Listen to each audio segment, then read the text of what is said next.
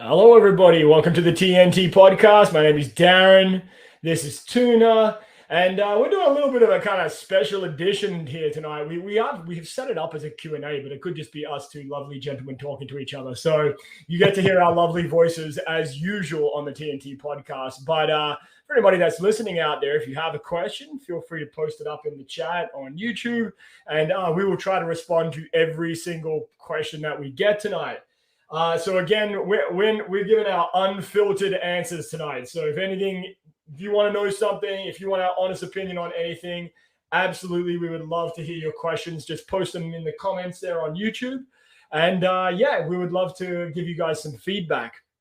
While we're waiting for our first question, Tuna, I know we had a little chat yesterday on a live stream that you did, but I wanted to get back to talk a little bit about the ZenFone 10. So I've done a little bit more deep diving into the ZenFone 10 today. Are you talking about the perfect smartphone of the year? Perfect phone, yes. And a lot of these YouTubers are saying is the perfect device. Well, rather, and I find the wording of this kind of funny, the perfect small device, because of course they can't say it's the perfect device because that honor will only go to the S23 Ultra or the 14 Pro Max, especially if it's our very popular friend. Well, and smartphones aren't very crowded. I think the only company I know making smartphones is Unihertz, and they make that jelly phone. Yes. And they keep bombarding with me my emails to get this new jelly phone that has an LED light on the back that blinks. Yes. Kind of like the nothing phone. But anyways. Well, it was funny because I was watching the Mr. Who's the Boss interview with Carl Pei yesterday. Yes. That he put up on YouTube. Mm-hmm. And one of the questions he asked Carl Pei at the end of the interview was, what does it take to launch a smartphone? Like if you're going to make your own smartphone, what are you going to do? Mm-hmm. And I don't know if you caught it, but Carl Pei said you need to have about $200 to $300 million in revenue, money. And he was saying in that interview there, and if you haven't caught it, take a look at Mr. Who's the Boss on YouTube. But he was saying that a lot of the companies now, especially if you're a new brand, they want money up front. So normally it used to be, hey, we'll build your device. If you like it, you pay us, we have a deal. But now they're asking for money up front. So Carl Pei was saying, if you're going to try and make your own phone, you legitimately have to have money. You've got to have backers. You're going to have someone that's going to give you the funds. Right. And they said they had to raise funds ahead of time because now, since COVID has really shut things down, I think if it's the same interview, I think I watched that video. He's saying that it used to be, a company would be, hey, I want to make a phone. They say, okay, what do you want? And then after you make a purchase order, then you pay. But now he's saying distributors and manufacturers are asking for the money up front. Like they want it before they make them. Yeah. Yeah. So I don't know. It's kind of like, it was interesting to hear him talk about his experience with nothing. And I mean, we know he's, tried and tested, whatever you want to say. He's proven himself as a smartphone maker. Yeah. But I'll also, a lot of the feedback I was reading today as well from a lot of people online was, and I forget who it was who mentioned it. It was just earlier on today. They were saying, is it okay for us to be paying $699, $599, whatever, for a phone that has last year's processor, and it's for the most part kind of an incremental upgrade? So because basically the price of the nothing phone has gone up, I think 30% or something. Well, so are the specs too. They've really increased from last time too. Yeah. True. And I mean, looking at, for those of you who are unfamiliar with the layout, they're using last year's Snapdragon Gen 1 Plus processor, which is fine. That's good. It works. It's a decent processor, yeah. The Sony IMX890 camera sensor, which is the same one that's on the OnePlus 11, which we'll get to in a second, because we've got some thoughts on that. You forgot the OnePlus 11 Pro. Sorry, OnePlus 11 Pro, because every phone needs to be Pro now. But yeah, like the specs are there, and I get it. And part of me wonders, and you posed this question yesterday, why are we interested in this slab phone? Like, what is it about this phone that gets our attention? Oh, I know. What? Oh, you're asking me? Are you okay? What is it? The lights? I don't think it has anything to do with the lights. I think so he's very good at guerrilla marketing. He was like that with OnePlus too. OnePlus was really synonymous when they first started doing that lottery system, making it seem like it was a very wanted device. Yes. So I was kind of, I hate to say this, when I pre-ordered yesterday, I was kind of hoping it was like a Google situation where the website would shut down or wouldn't work. Because then you're like, oh man, high demand. I swear Google does that on purpose.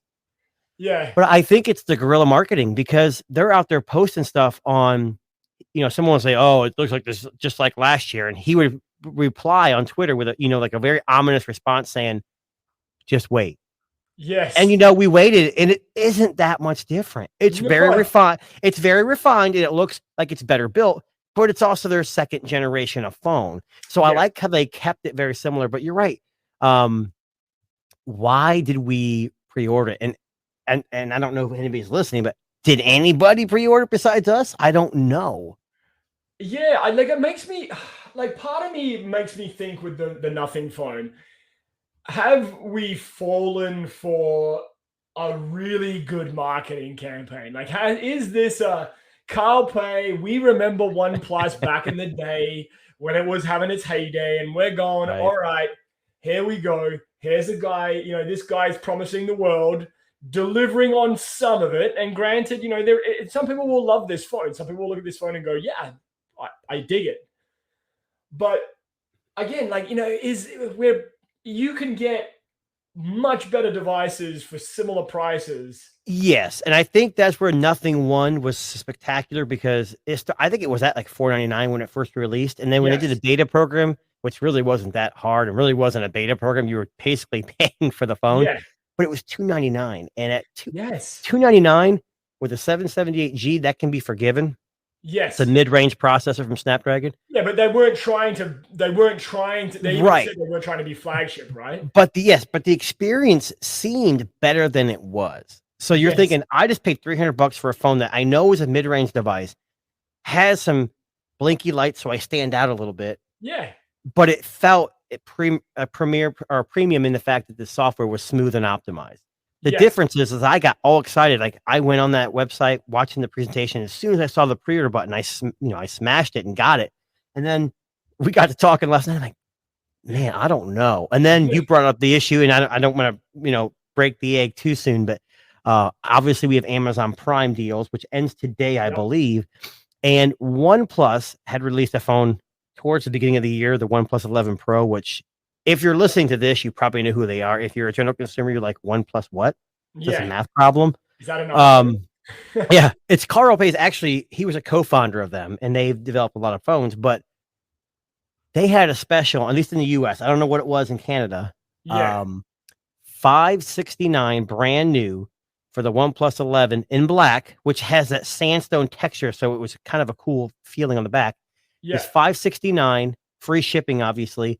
For 128 gig, 8 gigs of RAM, the same storage options as the $599 version of the Nothing phone. The difference was you got a bigger battery.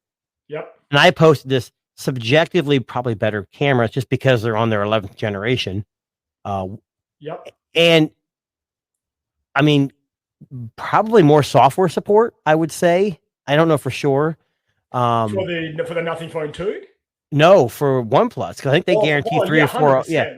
And then you get the Snapdragon 8 Gen 2, which we all know has great battery life optimizations, heat dissipation. Yes. I don't know. For me, I'm this close to canceling that. Even though I've had the OnePlus already, I'm thinking maybe I was stupid to get rid of it. But the good thing is if you paid, what was it, $799 when it came out, it was still a killer deal.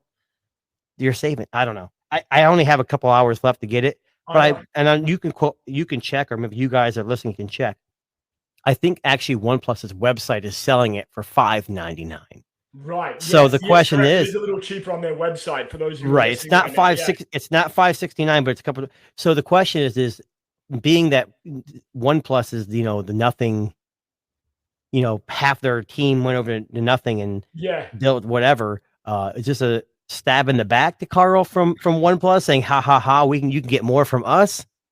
Well, I don't know. Remember, they're backed by Oppo, OnePlus, right? So, I mean... That's true. BBK, all those brands, They've got money. They've got the resources. A lot more money.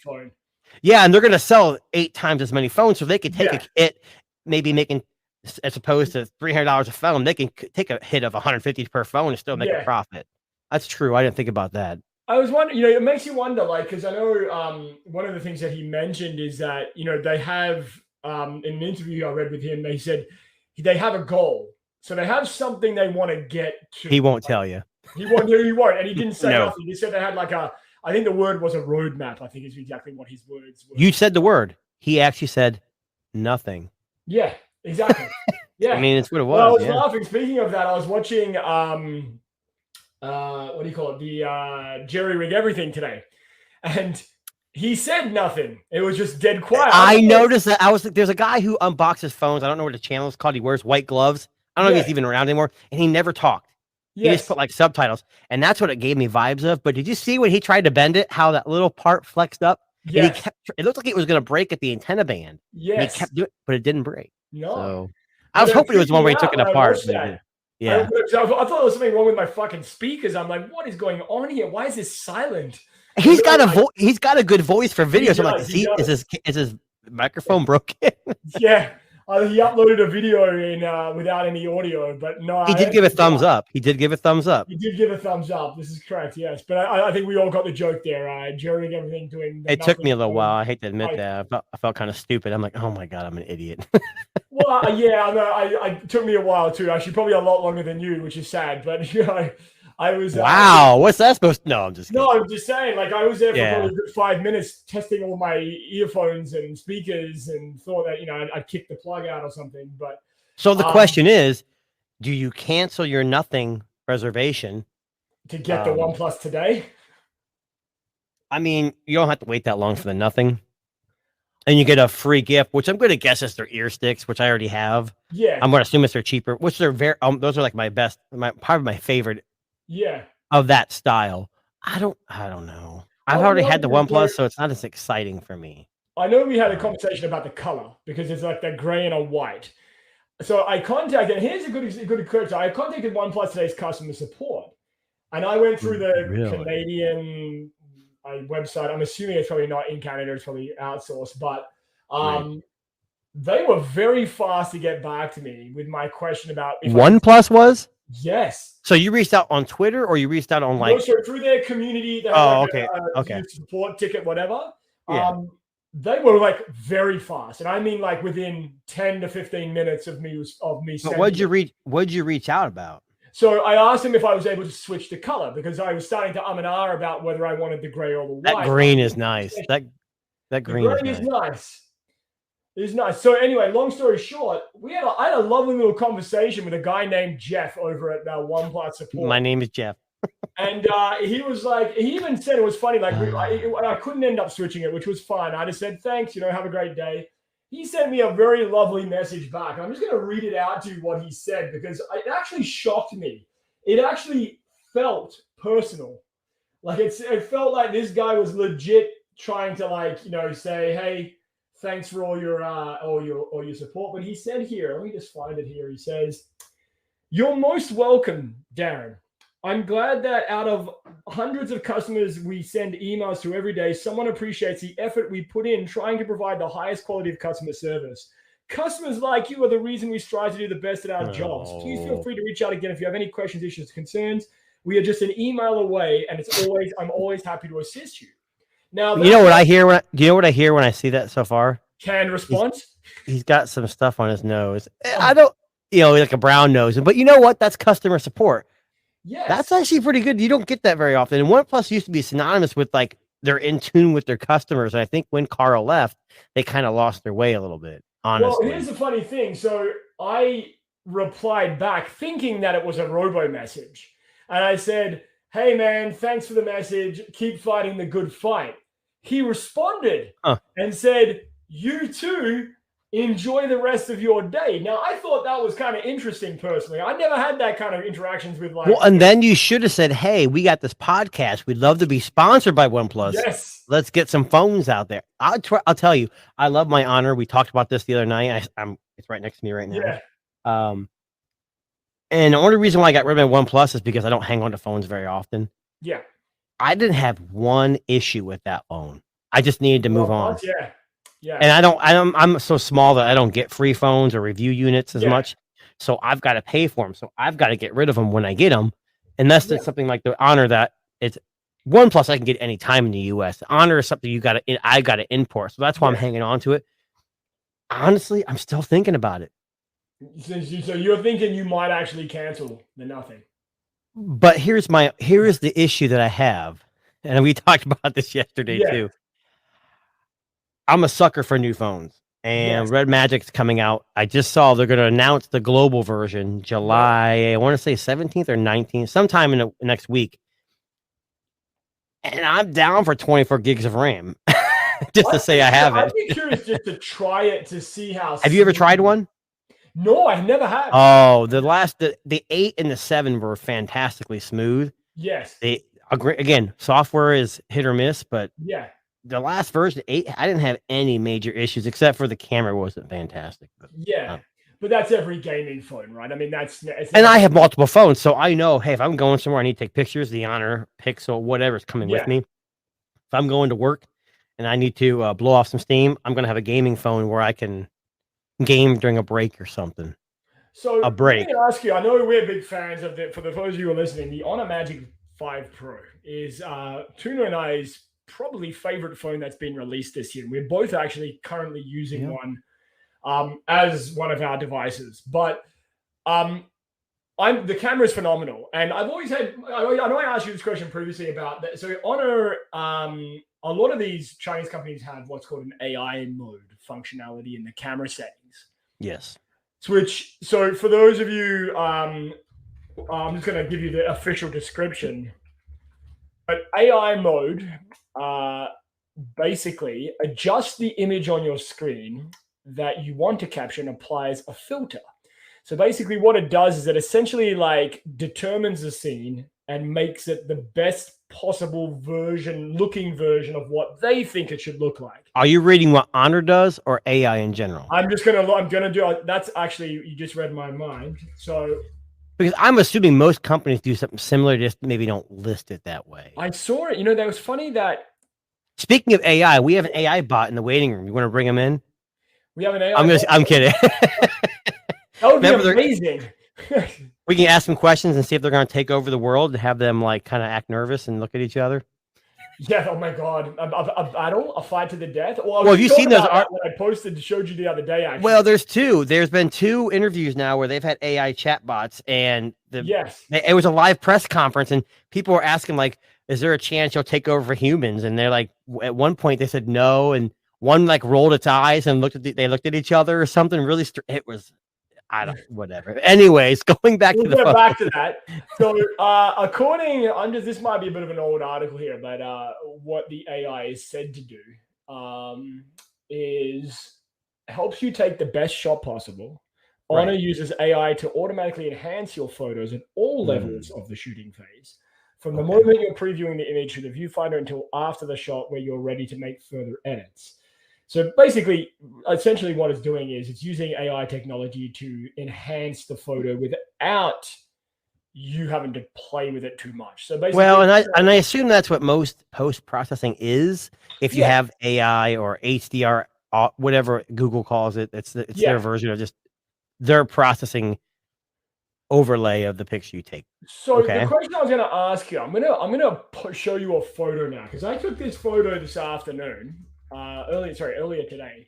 Before you post that, yes, I have that phone, and there's been a few situations where I've taken a picture and I wasn't sure if I liked the outcome. So I've turned off AI and did it again and liked it better. But I would say there's been less times I've turned it on, and the reason why I turn it on is because I'm in a situation where I don't know if I can adjust it myself the right way. Yes, so. That's exactly what I was getting at. So the setup here was, my nephew here was playing, I was like, I'm going to snap a quick photo of him. He's going to smile for the camera. So I'm going to show you the photo. I don't usually turn the AI mode on, but for shits and giggles, I did today. And I wish I had a photo for comparison, but I don't. But I just want to kind of, just to piggyback off what you were saying, Tuna, here is the photo. Okay. So that's with you're not telling me. That's with AI mode on. Okay. So Honor takes really good photos. I would say in this photo, AI didn't need to be used. Okay, and I wasn't there for the scene, Yeah, obviously. It looks very bright. So it's a I'm very gonna bright room, big windows, okay, very so sunny it's day. supposed to be bright. I was like, It's a lot of yeah, times I seem like it seems like with Honor, their AI sometimes overblows or yes, and overexposes things sometimes. so that's what I was saying here. We could, like, if you were to compare this to say a pixel photo, you would probably say this was overexposed. But it's a good photo though. Just It is a from good photo. Oh glancing, no, it's it's a great brilliantly photo sharp, still. Yeah. good colors.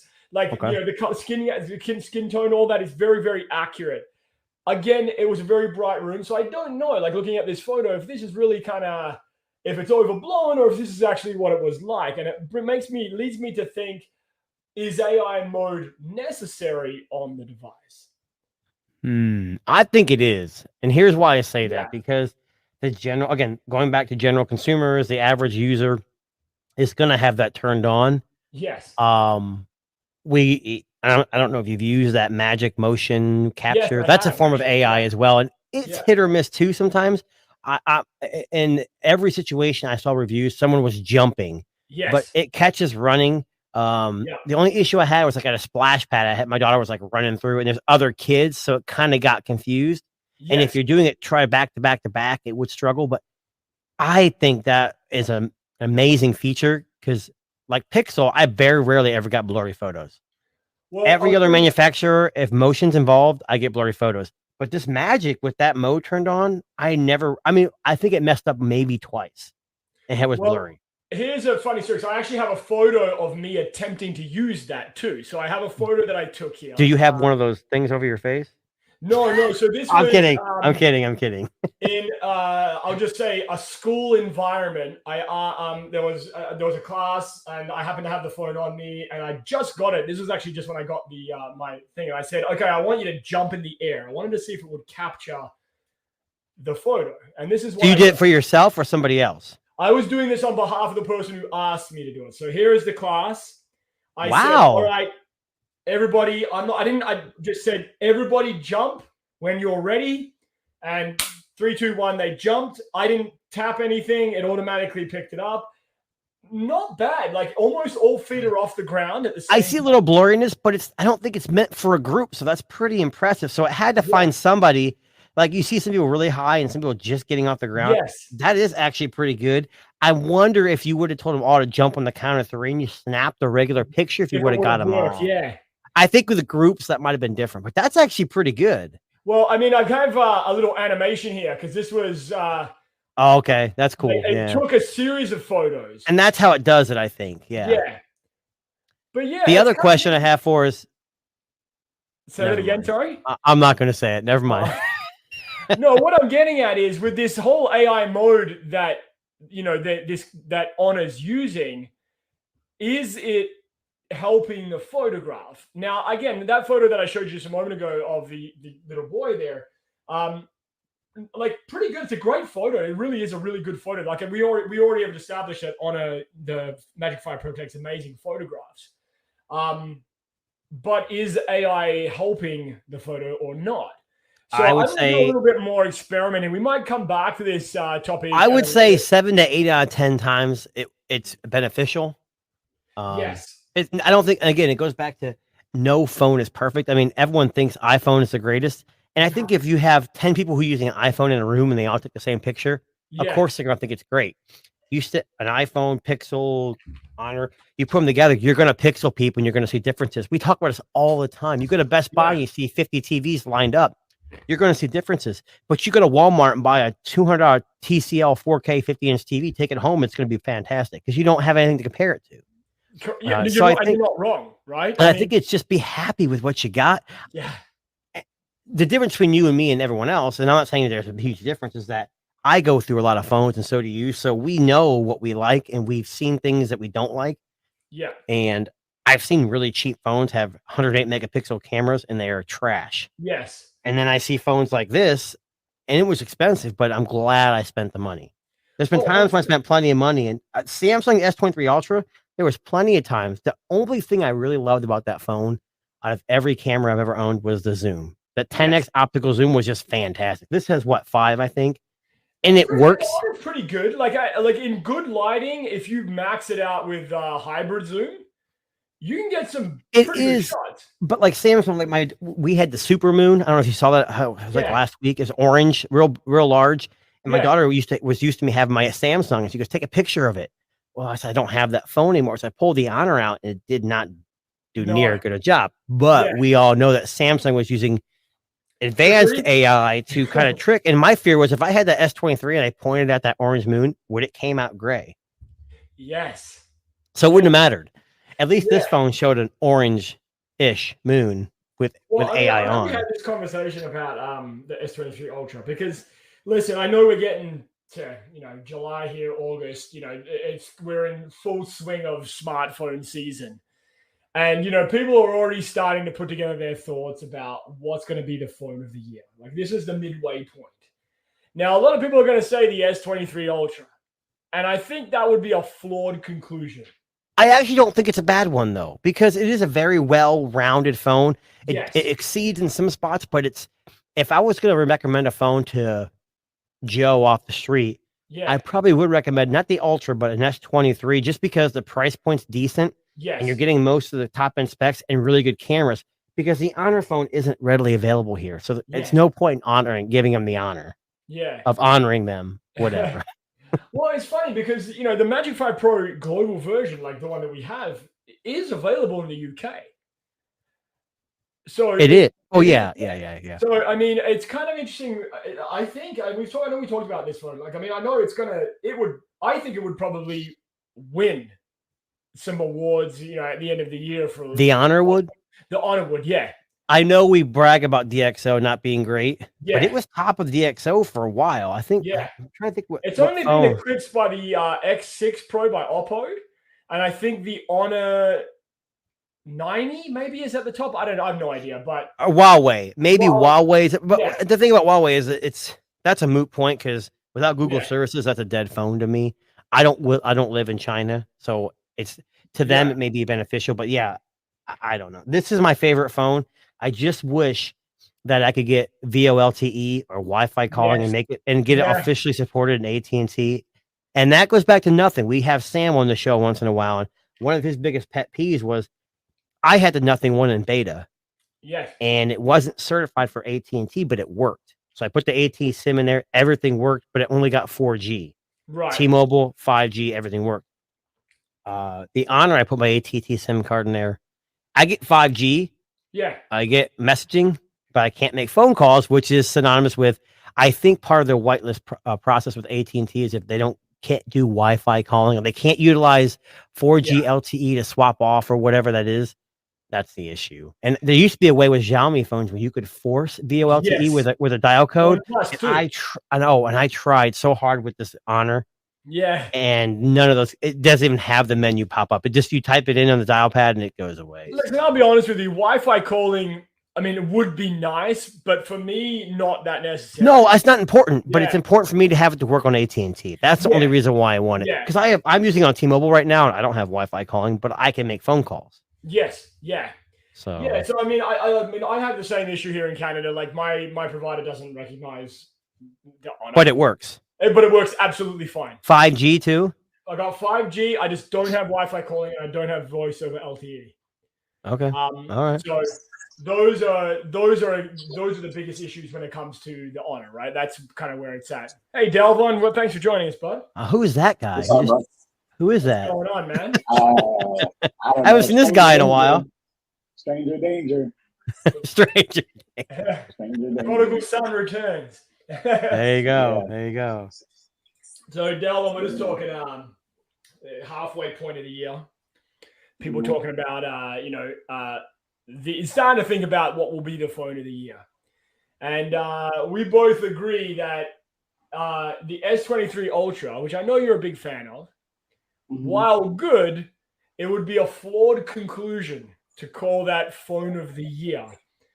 I would argue it's Jack of all trades of the year award.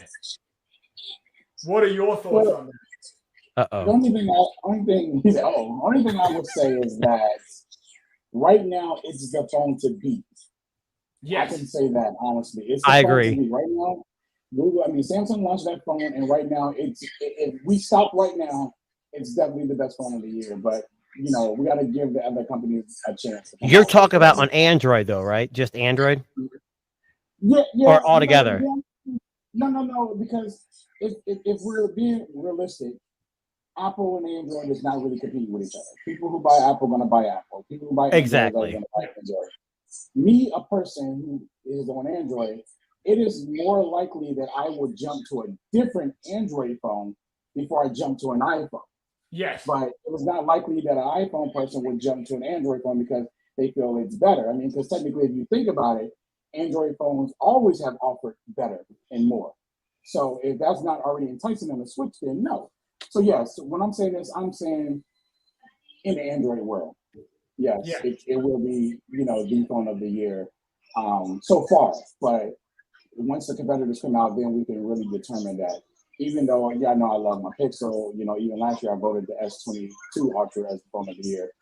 And, that's because of the whole jack of all trades thing. Because if I think about an average person and with their needs, that might fit a lot of people versus me.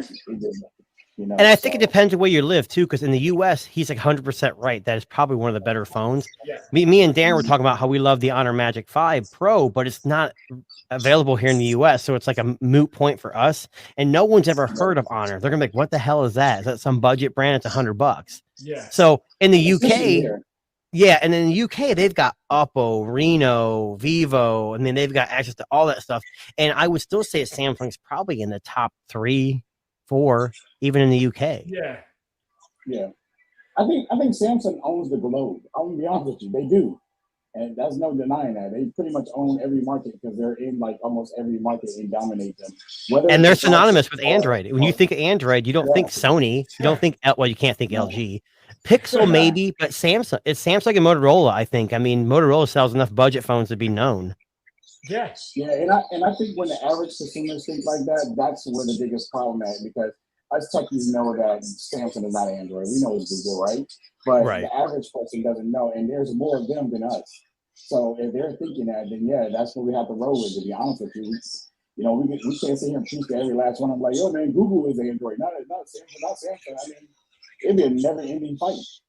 Yep. Oh yeah. Just like what you said earlier about the iPhone cameras. I was watching him, by the way, while I was eating. You were talking about the iPhone cameras, how when they have nothing to compare it to, everyone's like, it's good as good. But then as soon as you start comparing it, that's when you start noticing that it ain't as great as you think it is.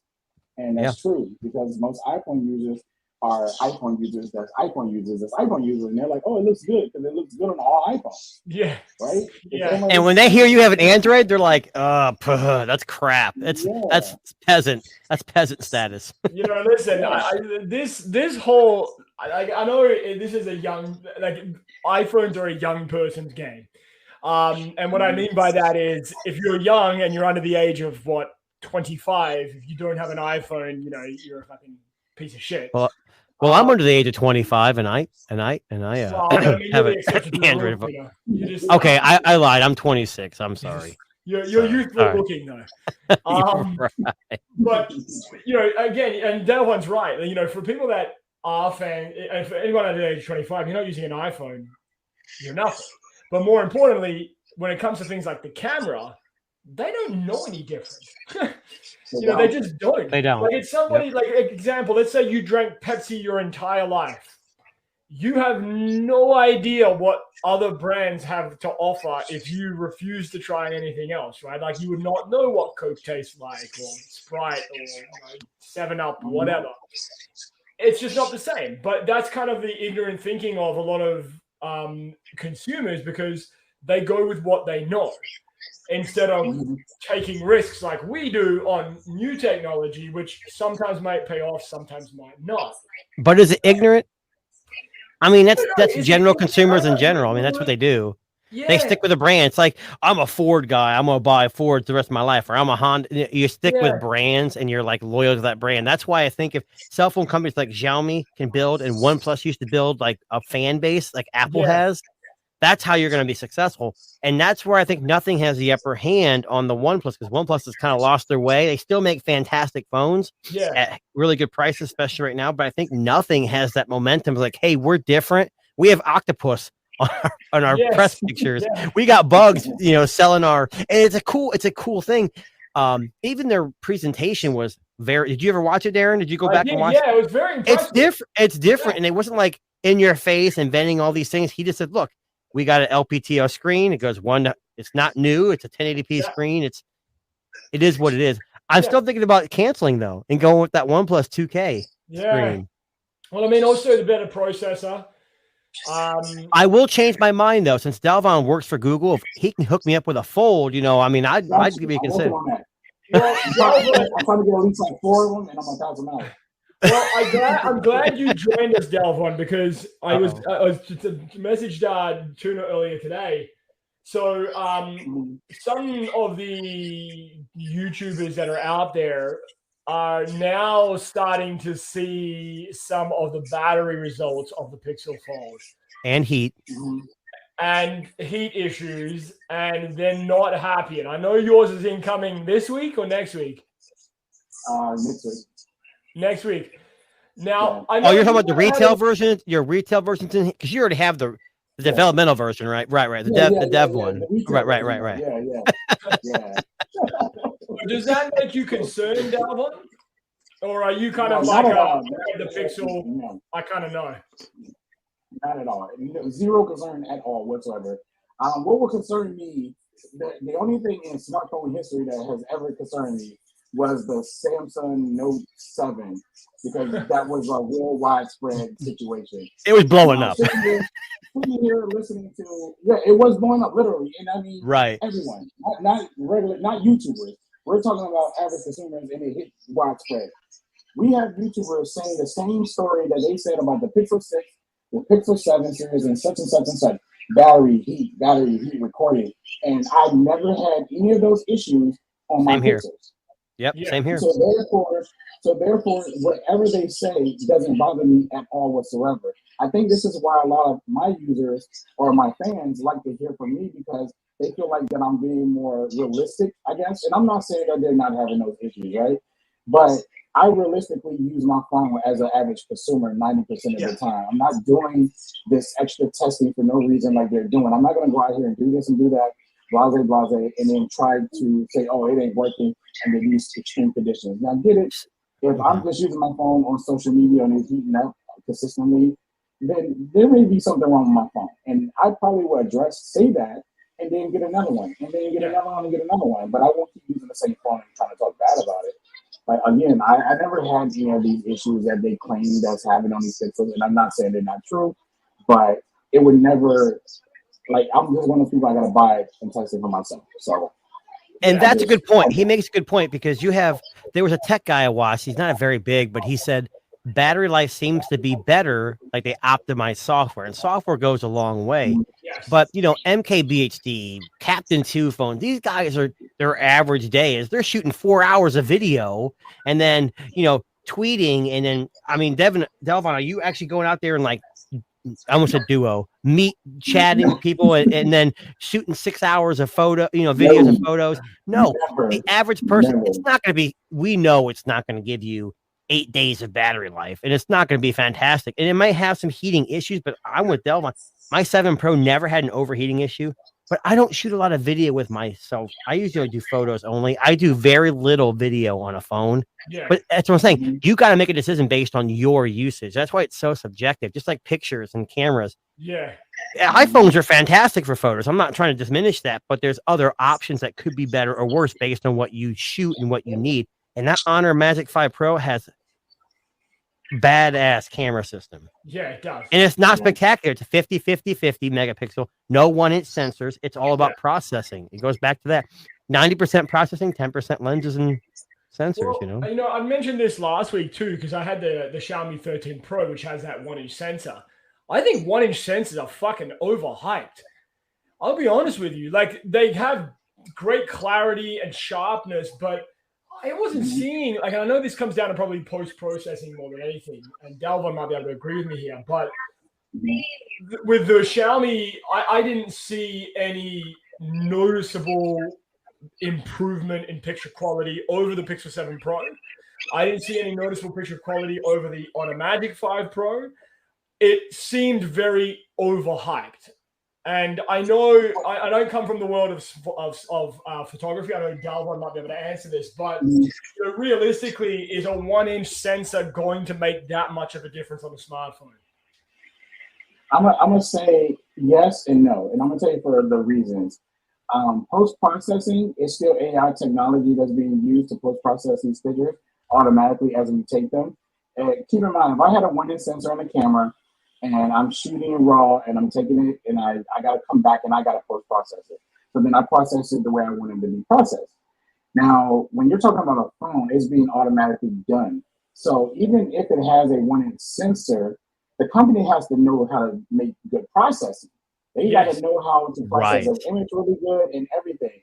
Now, the benefit to a 1-inch sensor, if the company's using it right, is really the bokeh and a low light performance. Yes, that's what's going to that should be what you see. Image quality will always depend on the quality of that sensor, the quality of the processing. To be honest with you, because cell phones rely on that heavy versus a camera.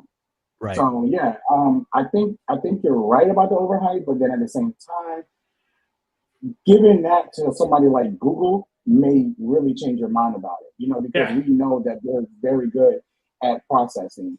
Samsung will be okay at it. You'll probably get some really nice bokeh shots, but colors will be wrong. The iPhone, same thing. Colors will be bad and probably look, the bokeh will probably look good. And then, the person will look orange or yellow, based on their, because as you know, we know that Samsung is, they oversaturate their processing, and Apple is kind of leaning towards warm colors, and Google is kind of spot on a little bit. I'm not going to say 100% spot on, but they come the closest out of the three, at least here in the US. So yeah, the 1-inch sensor, I'm excited about them, but I'm only excited about them coming to a phone that I know that Mike can take advantage and use that to, to their advantage, and not more so all these other phones out there. To piggyback on what Dalvon said, the 1-inch sensor is great, but I feel like when they overhype something, it kind of loses a little bit of the magic. Like the Honor didn't really tout what sensor size it was, but it's really good. The other thing is, I hate saying this term, but general users are going to use that phone and they're going to point it at something and snap. A 1-inch sensor is going to have a hell of a lot of natural bokeh, like Dalvon's saying. Yeah. So the focus area is going to be a lot smaller, and they're going to take it as, oh, why is it so blurry? And that's because of the sensor, not because of the processing.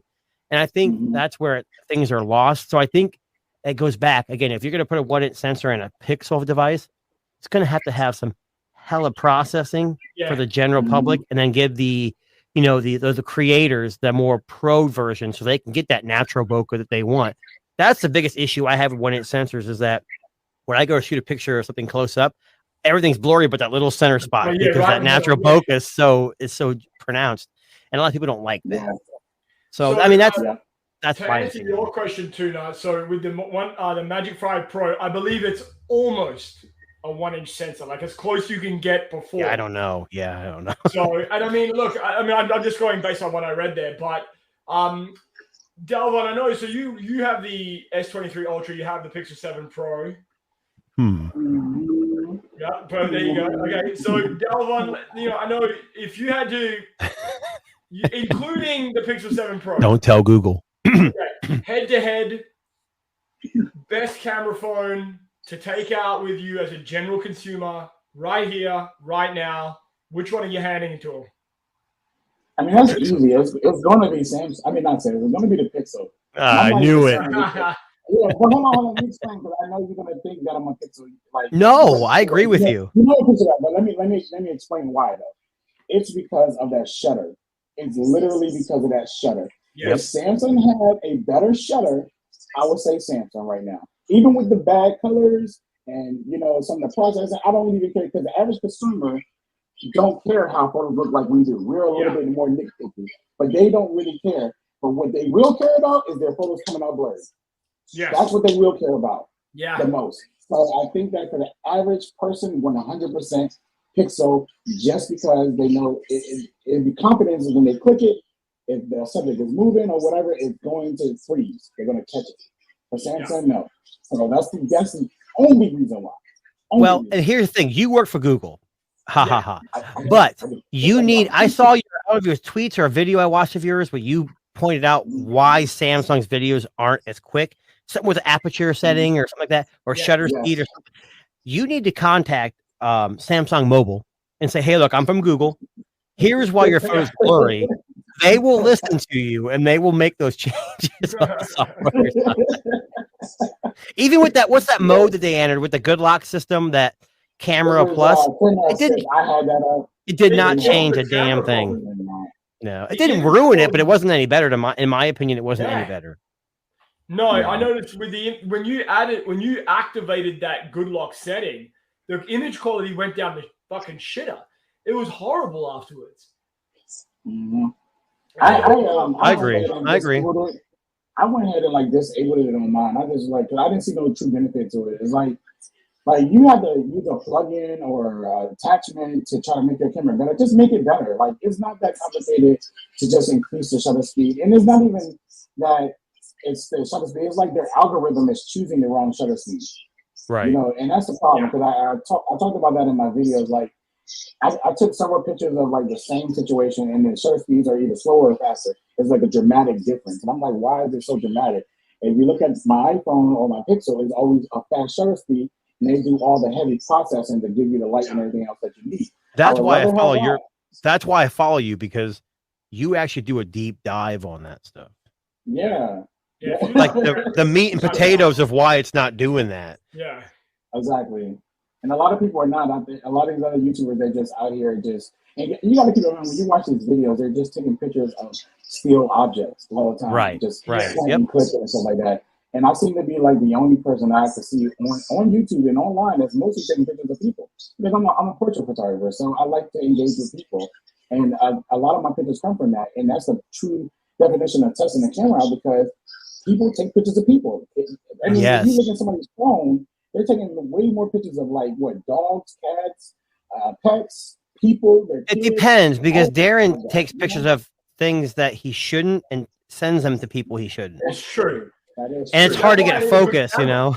Yeah, I need a great camera for that. He's a macro camera, right? No, I'm kidding. I'm kidding. I knew it was coming. I said those words out of my mouth. I was like, the macro joke is coming. Oh, yes, no. Macro does help a lot. You want to get a nice close up there. We've talked a little bit about Zenfone. We've talked a little bit about the camera's 1-inch sensors, Honor, Pixel, and everything in between, and nothing. Absolutely nothing. So right now, it looks like all roads lead to the big release, the final big release of this year, or the final two big releases of this year, which look like the Folds and the iPhone 15. So, is the iPhone this year going to move the needle? And what I mean by that is, are they coming out, like when it comes to things like camera and performance, stuff like that, do you think they've figured their shit out now, especially when it comes to their HDR? Doesn't matter. I do. It doesn't matter. It doesn't matter. It really doesn't. I did see people who are on iOS 17 is showing actual progression in the HDR. Yes. So that's a leap and bound for Apple users, but it's nothing new to the Android world. So I'm going to go with 2&A and agree. They're not going to, I don't think Apple's going to make any leap and bounds. What do you mean? You can tap phones and share contacts now. That's the most amazing feature ever. Oh, you know what? You're right, because I remember never ever being able to do that on my Android phone ever. Yeah. It's not. Here's what. Okay, I know. I don't want to get too off track, but it's like they have a small feature like dynamic, whatever that island was, and then they have this tap feature to share, and it's like I actually saw someone post on Twitter a slow motion of the animation. Yeah. Great. The animation is beautiful, but who the hell calls each other anymore? Does anybody even call each other anymore? And you don't need to. I mean, I shouldn't say that. I do, but the younger generation text or iMessages or. I will look, man. Look, I'm not going to deny it's okay. One, let's just put the elephant in the room. It ain't new tech. It ain't nothing new. It's something that Samsung did a long time ago, and other companies probably had done it also, right? It's nothing new. Is it new to Apple users? Yes, sure, right? Is it going to be something like groundbreaking, useful to everyone? Hell no. Like literally no. I don't think that everyone's going to be like taking their phone and look at that. Look at that. Look at that. That just looks terrible.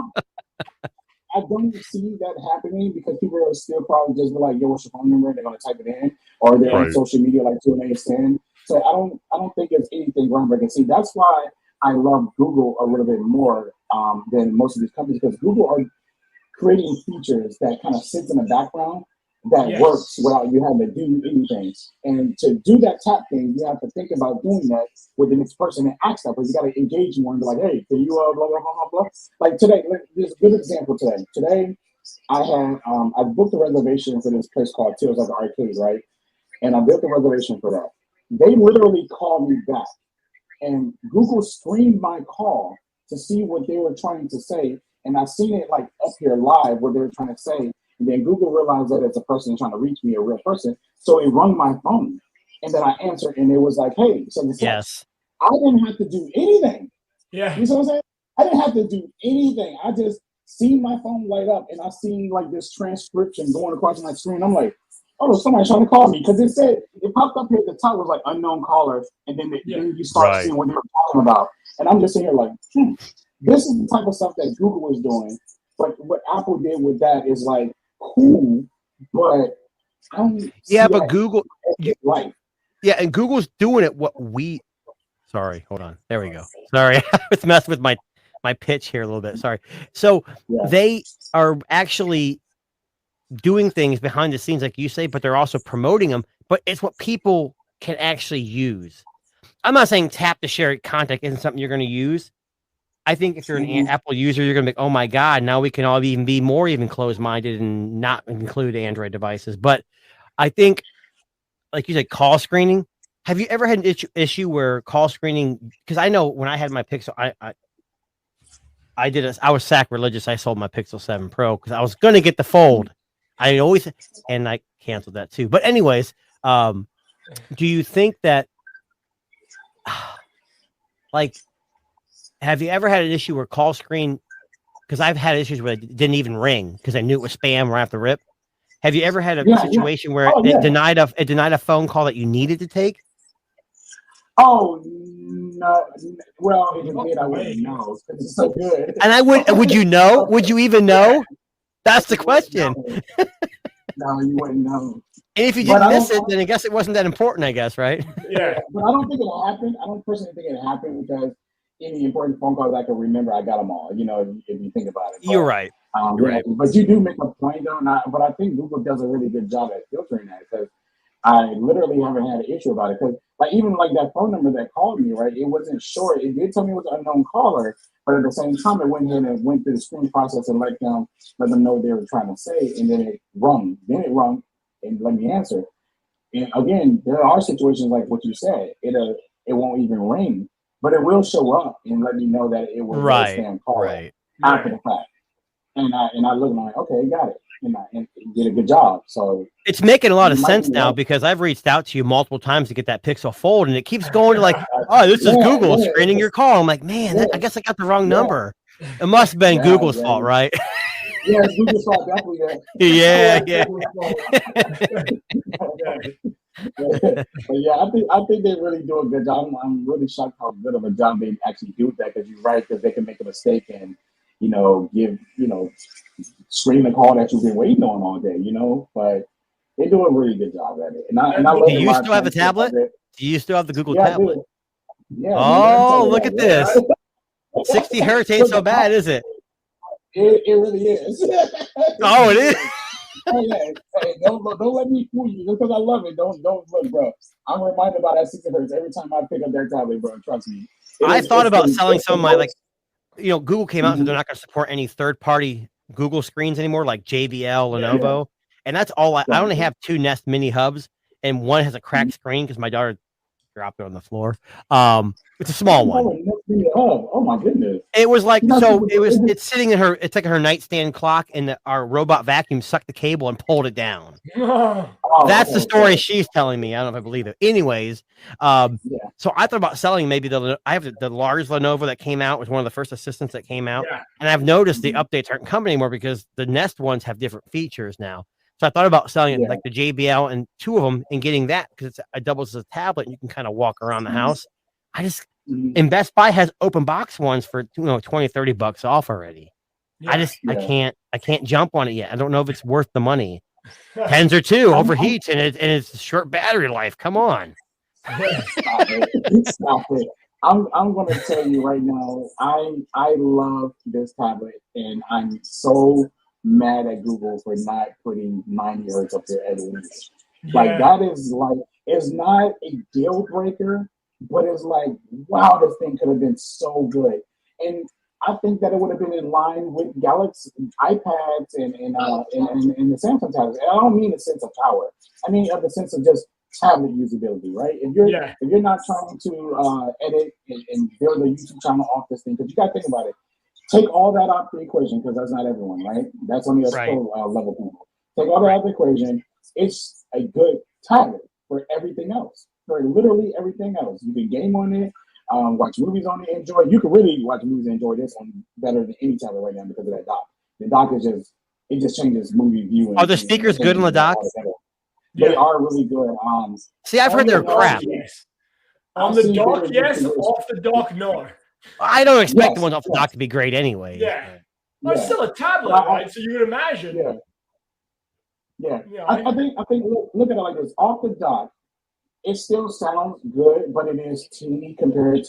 Let me say this again. Yeah. Compared. When you compare it, that's when you notice the flaw in the speaker. But if you just only have a Pixel tablet in your house, it's not even going to cross your mind. That is bad. So like what I said earlier, if you have 10 tablets next to, you're going to notice differences in build quality. But if you know what you're buying the Pixel tablet for, you're not buying it as the creation device. It's to enjoy content, to be your Google Home Assistant. Yeah, I agree. Maybe I should pick up. Man, Delvon, now you got me wanting to buy the tablet and the Fold again.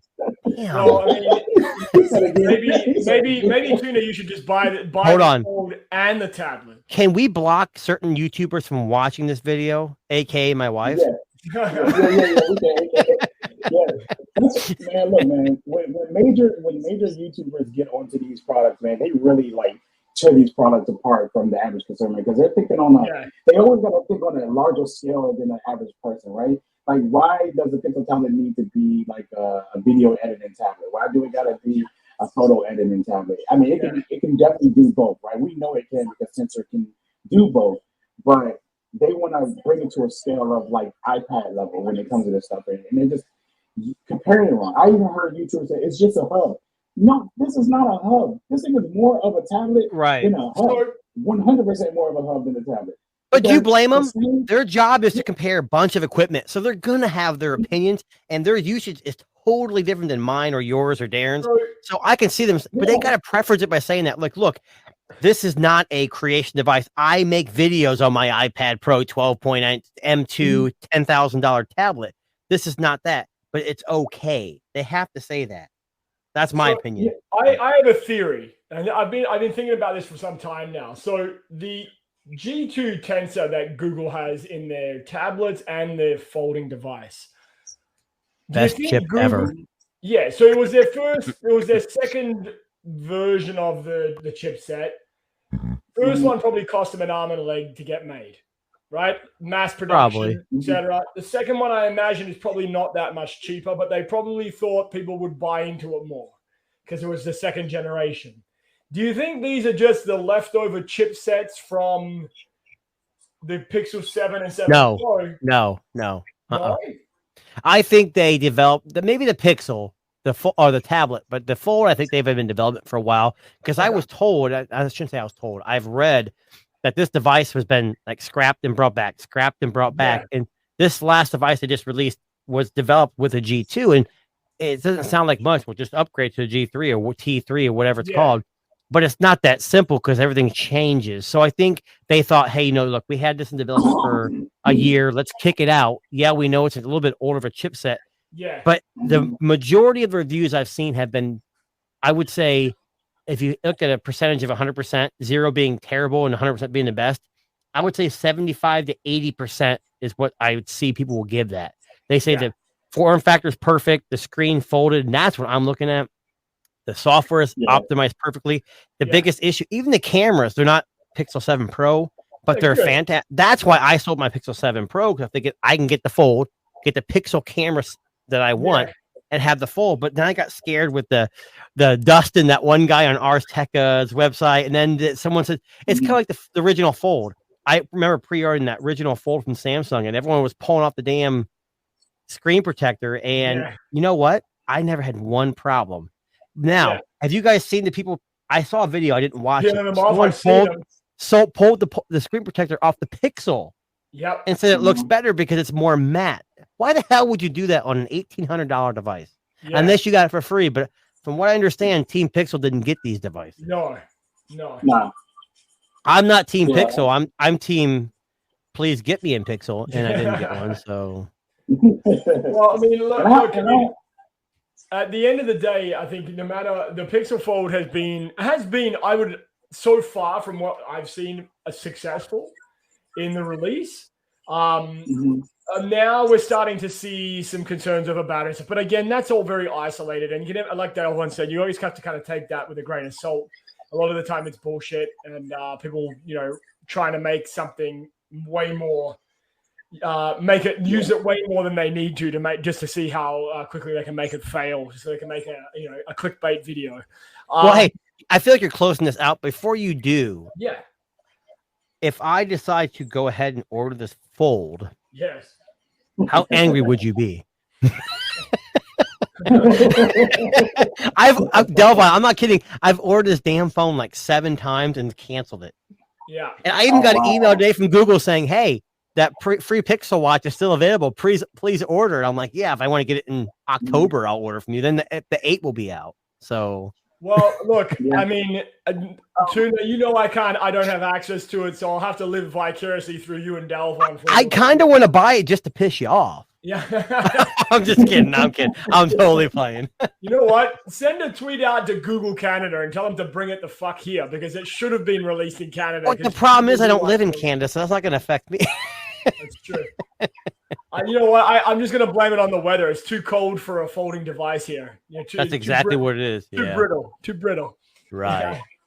All right. Well, listen, on that note, we're going to wrap up tonight's podcast. What was that, Delvon? Oh, I said compared to other YouTubers, it might be an oven for you, so you might want it.